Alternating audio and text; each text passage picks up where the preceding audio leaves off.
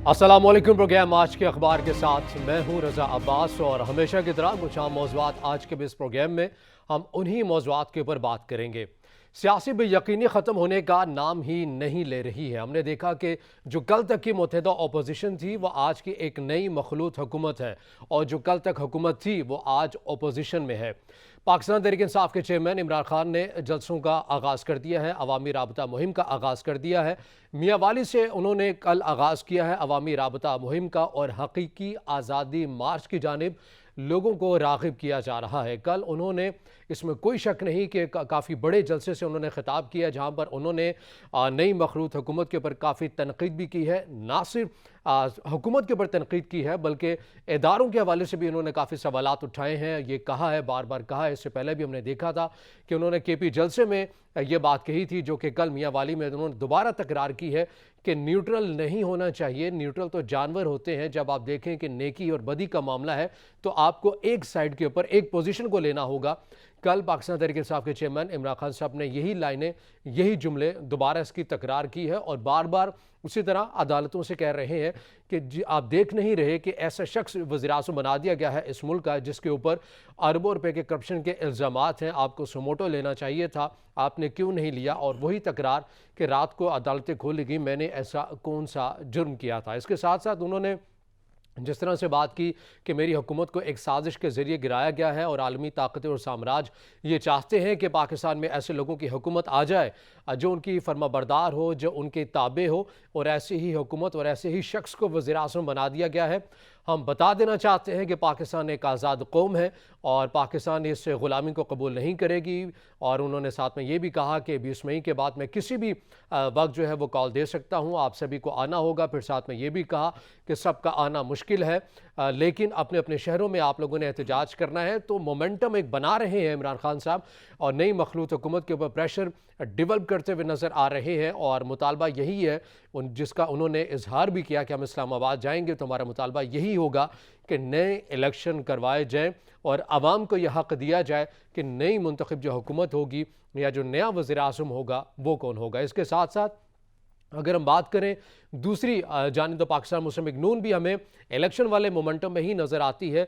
पाकिस्तान मुस्लिम league नून की जानिब से भी जलसों रैलियों का आगाज़ कर दिया गया है। कल अटक में हमने देखा कि जिस तरह से नायब सदर पाकिस्तान मुस्लिम लीग नून की मरीम नवाज़ ने आगाज़ किया जलसे से, वहाँ पर उन्होंने काफ़ी इमरान खान साहब के ऊपर तनकीद का निशाना बनाया, उनको बार बार नारे भी उनके अगेंस्ट लगवाए, लोगों से तोशा खान के नारे लगवाए। फिर उसके साथ ये कहा कि आपने पंजाब के लोगों से इंतकाम लिया, आपने वज़ीर आला उस्मान बुज़ार को लगा दिया जिसने कोई डिलीवर नहीं किया, जिसकी कोई गवर्नेंस नहीं थी।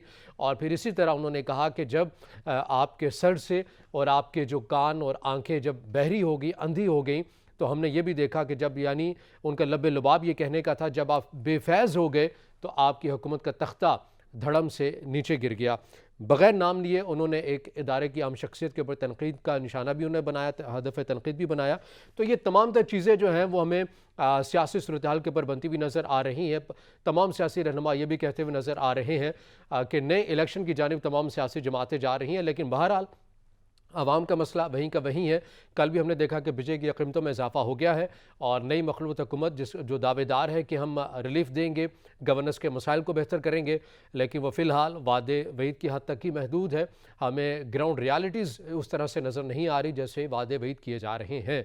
इन तमाम अमूर के ऊपर बात करेंगे और इन तमाम अमूर के ऊपर बात करने के लिए मैं स्टूडियो में ज्वाइन किया है सीनियर सहाफ़ी तज्ज़ियाकार शुएब भुट्टा साहब ने। शुएब साहब बहुत शुक्रिया वक्त देने के लिए।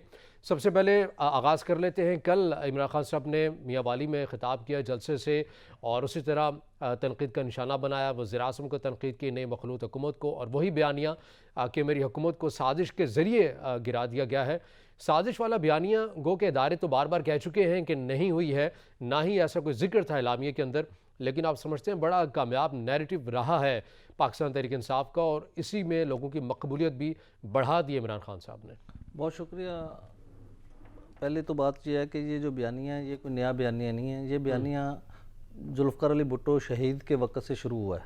सही। उस वक़्त से लोग समझते हैं कि भुट्टो का जो अदालती कत्ल हुआ था उसके पीछे अमेरिका था, और उसमें वाज़ेह भी था कि हेनरी किसिंजर ने उस वक़्त अपने दौर में उनको धमकी दी थी और कहा था कि हम आपको एक मिसाल बना देंगे, इबरतनाक मिसाल बना देंगे। اور یہ بیانیاں یہ پاکستان میں دو قسم کی رائے ہمیشہ رہی ہیں. ایک وہ لوگ ہیں جو چاہتے ہیں کہ پاکستان کے روس، چائنا، ایران اور انڈیا کے ساتھ تعلقات بہتر ہوں تاکہ لوگوں کو ریلیف ملے. دوسرا بیانیہ جو ہمیشہ رہا ہے وہ ہے کہ امریکہ، یورپی یونین کے ساتھ ہمارے ریلیشن زیادہ بہتر ہوں.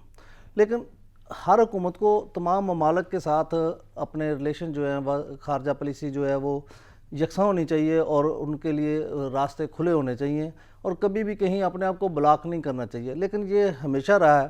اگر ہم اس بات کو جٹلائیں کہ پاکستان میں امریکی مداخلت نہیں ہے تو یہ بھی ایک غیر حقیقی بات ہوگی، کیونکہ پاکستان میں ہمیشہ سے امریکہ کا اثر و رسوخ رہا ہے، سیاسی طور پر بھی اور عسکری طور پر بھی.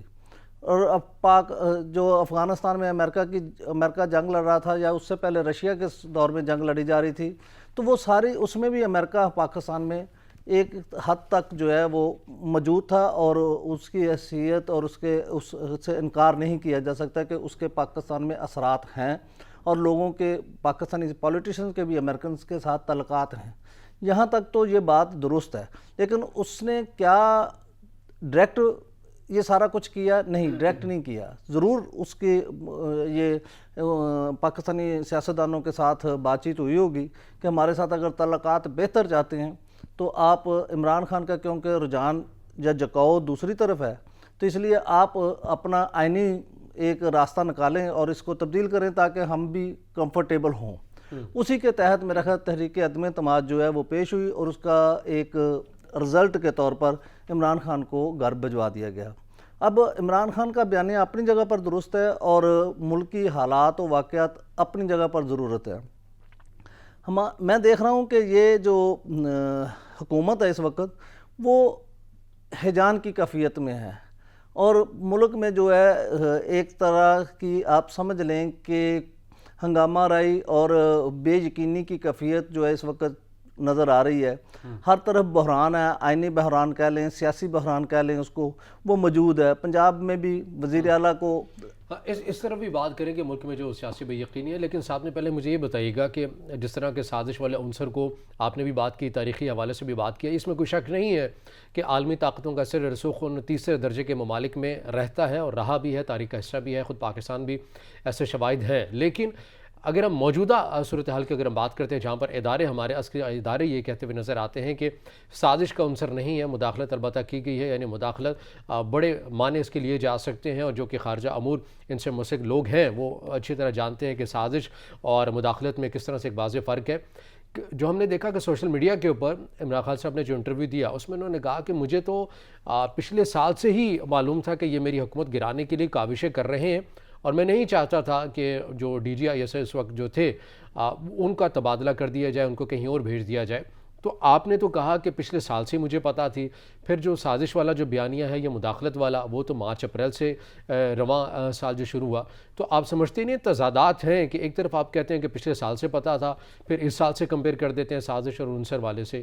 تو یہ تمام معاملہ بھی تو کنفیوز کر رہا ہے پاکستان تحریک انصاف کے بیانیے کو. نہیں، آپ کی بات بہت حد تک درست ہے، لیکن اس کے باوجود میں یہ کہوں گا کہ ایک بات کا پتہ ہونا اور ایک بات کا کامیاب ہونا دو متضاد چیزیں آلریڈی ہوتی ہیں. کیونکہ جب تک کوئی پہلے تو عمران خان کو یقین ہی نہیں تھا کہ اس کے خلاف تحریک عدم اعتماد کامیاب ہو سکتی ہے یا ہوگی، اور وہ اسی لیے کہتا تھا کہ اس نے اعلان بھی کیا اور اس کانفیڈنس کی وجہ کیا تھی؟ اس کا یہ تھا کہ شاید مجھے جو ہے نا سپورٹ رہے گی اسٹیبلشمنٹ کی اور میں جو ہے نا مینیج کر لوں گا اور میرے اتحادی مجھے نہیں چھوڑیں گے اور اتحادی میرے ساتھ دیں گے، اور اگر میری پارٹی کے جو لوگ چھوڑ کے جائیں گے تو وہ نااہل ہو جائیں گے.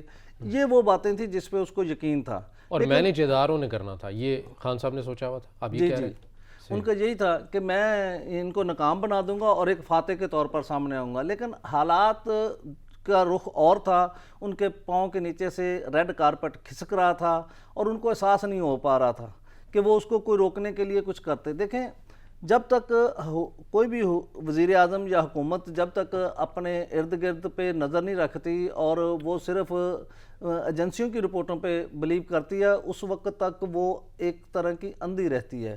اس کو اپنے لوگوں پہ بھی بلیو کرنا چاہیے، اپنے لوگوں کی رپورٹس پہ بھی نظر رکھنی چاہیے کہ وہ کیا بتاتے ہیں اور تاکہ ان کو بھی دیکھا جا سکے اور اس کے مطابق اقدامات کیے جا سکے. صحیح. تو یعنی پھر جس طرح پاکستان مسلم نون اس بیانیے کو لے کے چل رہی ہے، کل جس طرح مریم نواز نے بھی خاصی تنقید کا نشانہ بھی بنایا، اور جس طرح سے انہوں نے کہا کہ ہم جانتے ہیں کہ آپ بے فیض ہوئے ہیں، تبھی آپ کی حکومت کا جو دھڑم تختہ ہے وہ نیچے آ کر گرا بھی ہے، تو پھر ساتھ میں تو بڑا اسٹرونگ بیانیہ آپ سمجھتے ہیں کہ پاکستان تحریک انصاف اس وقت بنا رہی ہے، اور جس کی کال عمران خان صاحب دے رہے ہیں اسلام آباد میں آنے کی، 20 لاکھ لوگوں کا وہ بظاہر طور پر وہ کہتے ہوئے نظر آ رہے ہیں، اگر یہ آ جاتے ہیں تو آپ کو اس کی حکمت عملی کیا لگتی ہے؟ کیا وہ آ کے دھرنا دیں گے یا فقط احتجاج کریں گے، یا پھر اتنے لوگوں کو ساتھ رکھنا اور لے کر آنا اسلام آباد میں یہ بڑا چیلنج ہوگا؟ اتنا آسان، اتنا مشکل کیا سمجھتے ہیں آپ؟ ویسے میں تو نہیں سمجھتا کہ 20 لاکھ لوگ اسلام آباد میں اکٹھے ہو سکتے ہیں۔ اگر 20 لاکھ لوگ اسلام آباد میں اکٹھے ہو جائیں تو یہ ہر چیز جام ہو جائے گی، یہاں پر نہ کوئی کھانے پینے کو چیز ملے گی، نہ باقی چیزیں ان کے رہائش کے لیے، ان کا سڑکوں پہ آنے کے بعد ٹریفک، ہر چیز متاثر ہو جائے گی۔ جو اعنان اقتدار میں لوگ بیٹھے ہیں وہ 20 لاکھ آدمی کو کنٹرول نہیں کر سکتے۔ اور اگر حکمت عملی یہ رہی کہ اپنے اپنے شہروں میں تمام کارکنان نکل آئیں، وہ ہر جگہ کی اگر آپ جمع کریں گے تو ظاہر ہے کہیں 10,000 ہوگا، کہیں 2,000 ہوگا، کہیں 5,000 ہوگا، کہیں لاکھ ہوگا، وہ اس طریقے سے تو آپ کیلکولیٹ کریں گے تو 20 لاکھ بن جائیں گے۔ لیکن اگر آپ کہیں کہ صرف اسلام آباد میں 20 لاکھ لوگ اکٹھے ہو جائیں، وہ مجھے پاسبل نہیں نظر آتا۔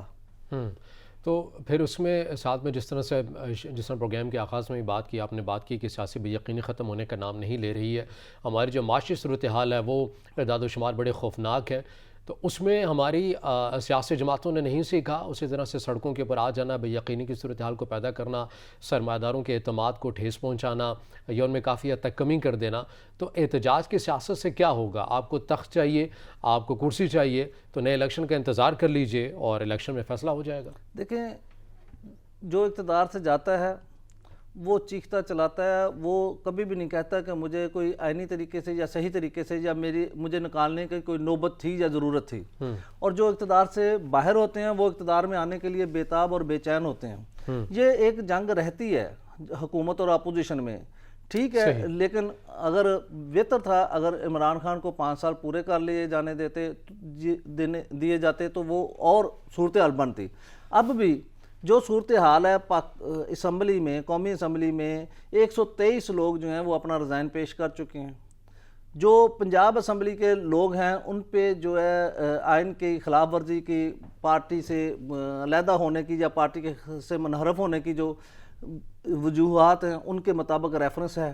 اب اس کیفیت میں ان سب چیزوں کا حل تو الیکشن ہی ہے، اس کے علاوہ کوئی بات نہیں ہے۔ لیکن الیکشن کے لیے سپیس ضروری چاہیے، کیونکہ بجٹ بھی دینا ہے مہینے 1.5 مہینے بعد، اور بجٹ کے بعد کو صورتحال میں دیکھتے ہوئے یہ سمجھا جا سکتا ہے کہ شاید اکتوبر میں الیکشن اناؤنس ہو جائیں۔ کیونکہ ایک بات یہ بھی مارکیٹ میں چل رہی ہے کہ اگر تو باجوہ صاحب نے الیکشن کروانے ہیں تو وہ پھر اکتوبر تک ہو جائیں گے، اگر باجوہ صاحب کے جانے کے بعد کسی نے، کیونکہ ان کی 27 نومبر کو مدت ختم ہو رہی ہے، اگر ان کے جانے کے بعد الیکشن ہوتے ہیں تو پھر مارچ۔ الیکشن کروانے کا باجوہ صاحب سے کیا تعلق ہے؟ وہ تو جو نئی حکومت ہے وہ اناؤنس کرے گی۔ نہیں، آرمی چیفز تو وہ رہیں گے نا، اور حکومت نے اناؤنس کرنے ہیں، الیکشن ہونے ہیں، لیکن اس میں ظاہر جو الیکشن کمیشن ہے وہ فوج کی بھی تو مدد لیتا ہے نا، پولنگوں پہ حالات کو کنٹرول کرنے کے لیے، امن کی صورتحال میں۔ ہاں، تو وہ صورتحال کو دیکھنا پڑتا ہے نا کہ بھی اگر دیکھیں ہر شخصیت کی موجودگی اور عدم موجودگی کا فرق تو پڑتا ہے۔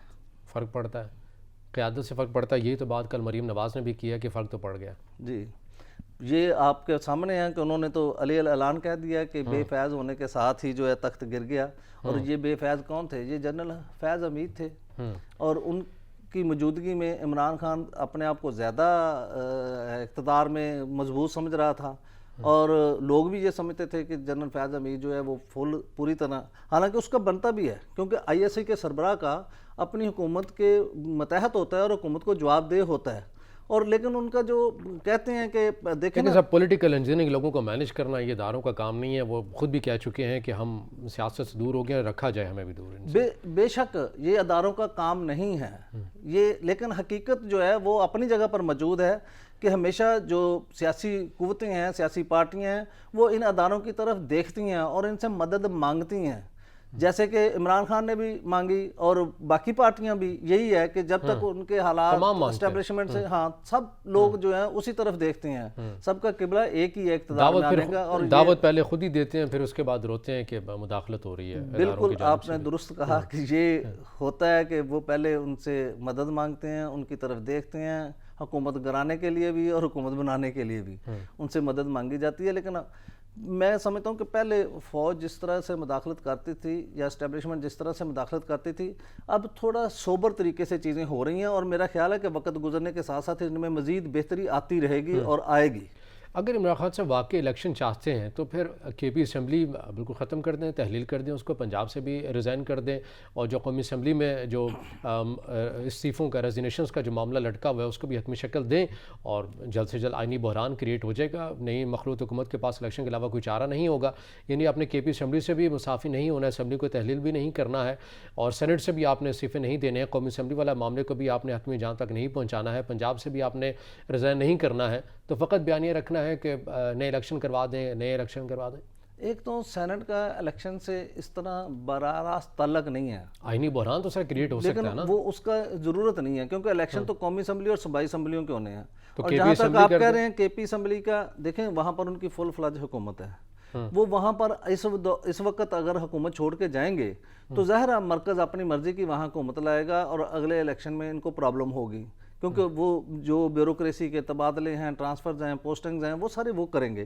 اور اگر وہ حکومت میں رہتے ہیں، اب دیکھیں نا آج شہباز شریف صاحب کا بیان ہے کہ کے پی گندم کے اسمگلنگ کو روکے، اور اس کے فواد چودھری کا بیان ہے کہ آئندہ گندم کا شدید بحران آنے والا ہے. تو یہ چیزیں انٹر کنیکٹ ہیں، اور ان کو اگر ملا کر دیکھا جائے تو جو کے پی حکومت ہے وہ شہباز شریف صاحب کی گفتگو کا تاثر لیا جائے تو وہ یہ ہے کہ وہ شاید وہاں سے افغانستان یا دوسرے ممالک کو جو گندم سمگل ہوتی ہے اس میں رول ادا کر رہی ہے، ان کے لیے نرم گوشہ رکھ رہی ہے، ان کو سپیس دے رہی ہے.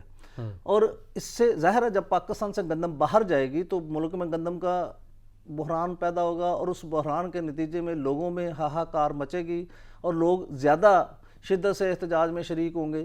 یہ ایک ایسی چیزیں ہیں جو سیاسی طور پر ان سے فائدہ اٹھانے کے لیے وہ کر رہے ہوتے ہیں اور کر رہے ہیں، اور حقیقی طور پر پاکستان کا سوچنا چاہیے، سب کو اپنے سیاسی مفادات کو پس پشت رکھنا چاہیے، اور سب سے پہلے پاکستان کا سوچنا چاہیے. اور پاکستان کی خیر ہے اور عوام کی خوشحالی ہے تو سب اچھا ہے، ورنہ اس ملک کے حالات اور ابتر ہو جائیں گے. کل میاں والی جلسے میں اور اس سے پہلے ہم نے دیکھا کہ جو سوشل میڈیا کے اوپر عمران خان صاحب نے جو ایک انٹرویو بھی دیا، اس کے اندر انہوں نے اپنے جو بڑے قریبی دوست سمجھے جاتے ہیں ان کے اوپر الزامات بھی لگائے، علیم خان کے اوپر اور ترین گروپ کے اوپر بھی لگائے، خود ترین صاحب کے اوپر بھی انہوں نے لگائے الزامات. آپ سمجھتے ہیں کہ غلط پلے کر گئے عمران خان صاحب؟ اتنے جو قریبی جو دوست ہیں براہ راست ان کے اوپر اٹیک نہیں کرنا چاہیے تھے، اس سے پہلے نہیں کر رہے تھے، لیکن یہ چیزیں پہلی بار ہی سامنے آئی ہیں کہ سوشل میڈیا کے اوپر انٹرویو جو انہوں نے دیا، انہوں نے کہا کہ فائدے اٹھانا چاہتے تھے، تو کافی حد تک نقصان پہنچ سکتا ہے پنجاب کے اندر بھی، کیونکہ پنجاب میں تو کافی پاکستان تحریک انصاف تقسیم ہو چکی ہے.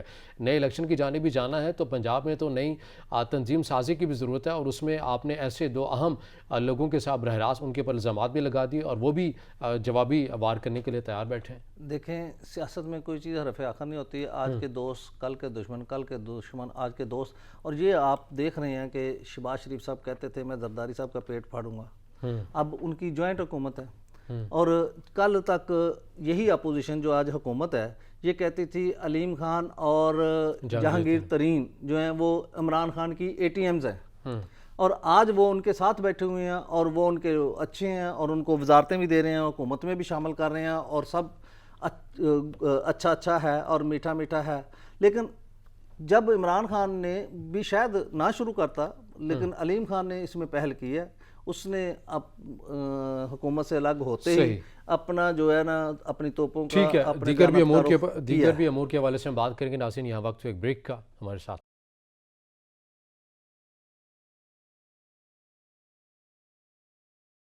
بریک کے بعد ناظرین پروگرام میں آپ کو خوش آمدید کہیں گے، اور ہم بات کر رہے ہیں ملک میں سیاسی منظرنامے کے حوالے سے. ایک بار پھر سے जलसों एहतजाज और रैलियों का आगाज़ होने को है, और जिस तरह से कल अवामी राब्ता मुहिम का पाकिस्तान तहरीक इंसाफ ने आगाज़ भी कर दिया है, और इमरान खान साहब बार बार लोगों को इस्लामाबाद आने की दावत भी दे रहे हैं, और दूसरी जानिब पाकिस्तान मुस्लिम लीग नून भी उन्होंने भी अपने जलसों का आगाज़ कर दिया है। तो हमें तमाम सियासी जमातें इलेक्शन के मोमेंटम में ही एक मोमेंटम बनता हुआ भी नज़र आ रहा है, और इलेक्शन में जाते हुए उस मोड के अंदर जाते हुए हमें नज़र भी आ रही हैं। लेकिन पाकिस्तान तहरीक इंसाफ जिस बयानी को लेकर चल रही है, काफ़ी हद तक लोगों के अंदर मकबूल भी है कि साजिश और मुदाखलत वाला जो बयानिया है पाकिस्तान तहरीक इंसाफ का, उसने इस बयानिए ने पाकिस्तान तहरीक इंसाफ की जो कारकर्दगी है, जिसके ऊपर लोगों को परखना था 5 साल के बाद, वो बड़ी हद तक पीछे रह गया है वो बयानिया। और अब यही है इमरान खान साहब जिसको लेकर चल रहे हैं कि मेरे ख़िलाफ़ साजिश की गई है, और मेरी हुकूमत रहती मैंने तो कोविड के तमाम टाइम में बड़ा अच्छा परफॉर्म भी किया, हमने हमारी जीडीपी बड़ी अच्छी थी, हमने लोगों को रोज़गार भी दिया। तो लेकिन काफ़ी हद तक ये बयानिया पीछे रह गया है कारकर्दगी का, लेकिन साजिश और मुदाखलत वाला जो बयानिया है उसी को इमरान खान साहब बार बार अपने जलसों में, रैलियों में और इंटरव्यूज़ में उसी की तकरार करते हुए नज़र आ रहे हैं। लेकिन अभी हम बात करेंगे नई मखलूत हुकूमत के चैलेंजेस हैं, ये कोई आसान काम नहीं है। 1 या 2 सीटों के ऊपर ये नई मखलूत हुकूमत खड़ी है, इतने आज़ादाना फ़ैसले वो कर सकती है या नहीं कर सकती है, क्योंकि अभी तमाम जो हुकूमत के इत्तेहादी हैं वो बार बार नई सीटों के लिए बातें करते हैं, नए सेटअप की बात करते हैं। पाकिस्तान पीपल्स पार्टी ने पंजाब से 2-3 वजारतें मांग ली हैं, बिजली की कीमतें कल फिर इजाफा हुआ है, और हम देख रहे हैं कि अशय खुरनोश की जो कीमतें हैं उनमें भी खातिर खा इजाफा उसी तरह से ऊपर ही जाता हुआ हमें नज़र आ रहा है। जो अदम इस्तेहकाम का मामला था उसमें अभी तक इस्तेहकाम नहीं आया है, और डॉलर्स उसी तरह उसकी परवास भी जारी है। तो लोगों को जो रिलीफ देना था, जो वादे वईद इस नई मखलूत हुकूमत ने किए थे, मिफ्ता इस्माइल साहब जब हुकूमत में नहीं थे, जब वज़ीर ख़जाना नहीं थे, तो बार बार इंटरव्यूज़ में आकर यही कहते थे हमारी हुकूमत बनेगी तो हम देखेंगे कि बिजली की कीमतें कैसे सस्ती करते हैं, पेट्रोलियम मसनूआत को कैसे सस्ता हम करते हैं, और अशय खुरनोश ये गवर्नेंस की वजह से इन चीज़ों की इनके अंदर महंगाई है, हम इसको भी कम कर देंगे। लेकिन ऐसा होता हुआ नज़र नहीं आ रहा है। शिब साहब, जिस तरह से जो मुल्क में हालिया एक बेयकीनी के साथ साथ जो आवाम को जो मसाइल हैं अशय खुरनोश और महंगाई के उनसर को लेकर, नई मखलूत हुकूमत के लिए काफ़ी बड़ा चैलेंज है। इतना आसान तो है नहीं है कि ये आज़ादाना फैसले भी कर सके, इनको माशी तौर पर IMF के साथ कोई डील को भी बरकरार रखना है, उस प्रोग्राम से निकल नहीं सकते हैं, उसी प्रोग्राम के साथ मशरूत हैं दीगर इदारे भी आपको फ़ंड्स करेंगे, ख़ुद सऊदी अरब भी। तभी उसने ये शर्त आयद कर रखी है कि अगर आप IMF के प्रोग्राम में रहेंगे तो हमारी माली सपोर्ट आपके साथ रहेगी, अगर आप प्रोग्राम से बाहर निकल आते हैं तो हमारी सपोर्ट आपको नहीं रहेगी। तो फिर बड़ा मुश्किल है, आप नहीं कर सकते हैं डिलीवर, और आपने गलती कर दी है तहरीक अदम एतमाद ला कर। 5 साल पूरे कर देते तो आज अब कारकर्दगी की बुनियाद के ऊपर तनकीद कर रहे होते पाकिस्तान तहरीक इंसाफ पर। ये बात आपकी दुरुस्त है, क्योंकि असल बात तहरीक अदम एतमाद लाने की या कामयाबी की 2 वजूहात हैं।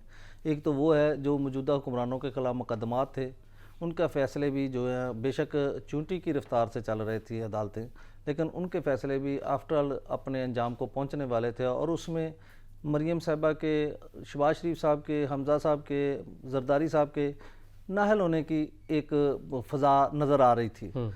गो के अदालतों का फ़ैसला क्या होता है ये तो हम नहीं कह सकते, लेकिन एक फ़ज़ा जो थी वो यही बता रही थी कि शायद ये नाहल हो जाएंगे और आइंदा इंतखाबात में हिस्सा नहीं ले सकेंगे। एक तरीके अदम-ए-एतमाद की ये वजह भी थी। और दूसरी जो इमरान खान का दौरा रूस था, वो भी एक वजह है जिससे हम वो इमरान खान का बयानिया है कि अमेरिका ने मुदाखलत की है या साजिश की है। इमरान खान के बयानिए से पीपल्स पार्टी के पुराने मौक़िफ़ की तस्दीक भी होती है, जिसमें जुल्फ़िकार अली भुट्टो को अपने अंजाम पहुंचना पड़ा, उनको फांसी दे दी गई, अदालती कत्ल कहा गया, और ये एक चीज़ें चल रही हैं। और जहाँ तक ये है कि महंगाई जो है ये एक हकीकी अंसर है, और मेरा ख्याल है कि जब से दुनिया बनी है महंगाई ऊपर तो गई है, नीचे नहीं आई और कंट्रोल नहीं हुई। अब अयूब खान के दौर में भी यही था, फिर भुट्टो साहब के ख़िलाफ़ भी जब तहरीक चली तो उसमें भी महंगाई बड़ा अंसर था, फिर नवाज शरीफ, बेनज़ीर, ज़िया-उल हक़ सब के ख़िलाफ़, मुशर्रफ के ख़िलाफ़ ये महंगाई एक अंसर रहा है। और महंगाई को जब तक कंट्रोल नहीं किया जा सकता जब तक मुल्क में एक सियासी इस्तेहकाम ना हो, एक अमन व ईमान की सूरत हाल ना हो, बाहर से लोग इन्वेस्टर ना आए और बाहर की दुनिया के साथ आपके ताल्लुकात बेहतर ना हो। सबसे महंगाई को कम करने के लिए या कंट्रोल करने के लिए सबसे अहम अंसर जो है वो आपके हमसायों के साथ ताल्लुकात का बेहतर होना और उनके साथ लेन देन, तजारती سطح پہ ہونا وہ بہت اہم فیکٹر ہے جو کہ ہمارے ہاں اس کا فقدان پایا جاتا ہے. اس لیے یہ مہنگائی کا عنصر جو ہے وہ افریت کی شکل اختیار کرتا جا رہا ہے اور دن بدن بڑھ رہا ہے. یعنی یہ حکومت نہیں کر سکے گی کیونکہ پاکستان تحریک انصاف کے اوپر تنقید ہوتی تھی کہ آپ گورننس آپ صحیح طرح سے مینیج نہیں کر پا رہے ہیں. تو یہاں پر تو ایسے لوگوں کی حکومت ہے جو خود کو تجربہ کار بھی کہتے ہیں, تو یہ بھی گورننس کے مسائل کو دور نہیں کر سکے. نہیں, یہ گورننس کے مسائل ہی نہیں ہیں, صرف یہ گورننس کے مسائل ہی صرف ہوں تو پھر شاید کوئی بہتری لائی جا سکتی ہو, یہ سب سر جوڑ کے بیٹھ جائیں, مل بیٹھ جائیں تو کوئی حل نکال لیں. لیکن یہ صرف گورننس کے مسائل نہیں ہیں, اس کے ساتھ ساتھ عالمی صورتحال ہے, کساد بازاری ہے اور بہت سارے عوامل ہیں جو اس کی سمگلنگ ہے, امپورٹ ایکسپورٹ ہے. یہ ساری چیزیں جو ہیں جب ملتی ہیں تو پھر یہ افریت بنتی ہیں. اور مہنگائی دیکھیں, ہمارے ہاں سستی بجلی پیدا نہیں ہو رہی. ہم بجلی جو ہے وہ جن ذرائع سے پیدا کرتے ہیں, فرنس آئل وغیرہ سے, کوئلے سے, وہ جب عالمی سطح پر مہنگے ہوتے ہیں تو اس کے اثرات تو مرتب ہوں گے. اور یہی وجہ ہے کہ ہمیں بار بار بجلی کی قیمتوں میں ایڈجسٹ کرنا پڑتا ہے. پھر جب ہم قرضے لیتے ہیں, اچھا وہ جو ادارے ہمیں قرضے دیتے ہیں یا جو ممالک ہمیں قرضے دیتے ہیں وہ اپنے قرض کو, اپنی رقم کو سیکیور کرنے کے لیے ہمیں پھر شرائط بھی دیتے ہیں کہ آپ, یہ آسان طریقہ ہے کہ آپ پٹرول بڑھا دیں, بجلی بڑھا دیں اور ان سے ٹیکس زیادہ کلیکٹ کریں, جس وجہ سے یہ مہنگائی ہوتی رہتی ہے. اور اس کو کنٹرول کرنا میرا نہیں خیال کہ موجودہ حکومت کے بھی بس میں ہے. اس کا بھی آئندہ حکومت آئے تو شاید کوئی رستہ نکلے, یا دنیا اس کے ساتھ اچھے تعلقات ہوں, ہمسایوں کے ساتھ اچھے تعلقات ہوں, تو پھر یہ مہنگائی کا جو ہے نا جن جو اس کو قابو کیا جا سکتا ہے, اس کو ختم نہیں کیا جا سکتا. اور جو بے روزگاری والا جس بیانیے کو لے کے چلے تھے پاکستان تحریک انصاف بھی, کیونکہ ایک وہ بھی کافی حد تک بڑی وجہ ہے, کووڈ کے دنوں میں ہم نے دیکھا کہ کافی حد تک لوگ بے روزگار بھی ہوئے ہیں. تو اتنے کم ٹائم کے لیے آپ اتنی اچھی پرفارمنس تو نہیں کر سکتے ہیں, تو ٹھیک ہے آپ چلے جائیں الیکشن موڈ کے اوپر, الیکشن کروا لیں, آزادانہ حکومت بنائیں اور پھر آزادانہ فیصلے بھی آپ کریں. الیکشن نہ کروانے کی وجہ آپ کو سمجھ میں آتی ہے کہ پاکستان تحریک انصاف کا وہ مضبوط بیانیہ ہے, اس کی وجہ سے چاہ رہے ہیں کہ اس کے اندر تاخیر ہو جائے, یا پھر سمجھتی ہے نئی مخلوط حکومت کہ ہم کچھ ڈیلیور کر جائیں سال ڈیڑھ کے اندر اور اسی بنیاد کے اوپر ہم پھر الیکشن موڈ میں چلے جائیں؟ میرا خیال ہے سال ڈیڑھ کے اندر کوئی ڈیلیوری تو مجھے نظر نہیں آتی, لیکن یہ ہے کہ ان کے مقدمات جو ہیں, جو حکمرانوں پر ہیں, جو حکمران بھی ہیں اور ملزم بھی ہیں, ان کا کسی حد تک کوئی اونٹ جو ہے نا کسی کروٹ بیٹھ جائے گا. اب یہ کیس واپس ہوتے ہیں, کیس میں پراسیکیوشن کیا کردار ادا کرتی ہے, یہ ایک ریلیف تو ملے گا. لیکن اگر آپ سمجھیں کہ عوام کو مہنگائی سے کوئی ریلیف ملے, کوئی سیاسی طور پر ریلیف ملے, وہ مجھے فی الحال کوئی نظر نہیں آتا. جہاں تک بے روزگاری ہے, بے روزگاری بھی تب بھی ختم ہوتی ہے جب ملک میں انڈسٹری کام کرتی ہے, جابز کریٹ ہوتی ہیں, باہر سے انویسٹر آتے ہیں, نئی انڈسٹری لگتی ہے اور اس میں سے لوگوں کو شامل کیا جاتا ہے, ان کو جابز دی جاتی ہیں, ان کی ضرورت پڑتی ہے لیبر کی ہر سطح پہ. وہ اس طریقے کا جب ماحول ہی نہیں ہے, اچھا پھر جو ہمارے ہاں کہتے ہیں کہ یہ سیاحت بڑھے, سیاحت بڑھنے سے بھی کافی لوگوں میں خوشحالی آتی ہے, لوگوں کا کاروبار بنتا ہے, لوگوں کے آنے سے یہاں پر ڈالر آتا ہے, پیسے آتے ہیں, یہ بھی ایک وجہ ہوتی ہے. لیکن یہ ماحول ہی نہیں ہے پاکستان میں اس وقت. تو افراتفری ہے, کون آئے. میں نے دیکھا کہ ابھی تک جو عمران خان کے پچھلے دھرنے سے متاثر ہوئے تھی, یہ ہوٹل انڈسٹری جو مری کی ہے یا سوات وغیرہ کی ہے, وہ اب تک وہ اس بات پہ رونا روتے ہیں کہ عمران خان کے دھرنے نے ہمارا کاروبار تباہ کیا.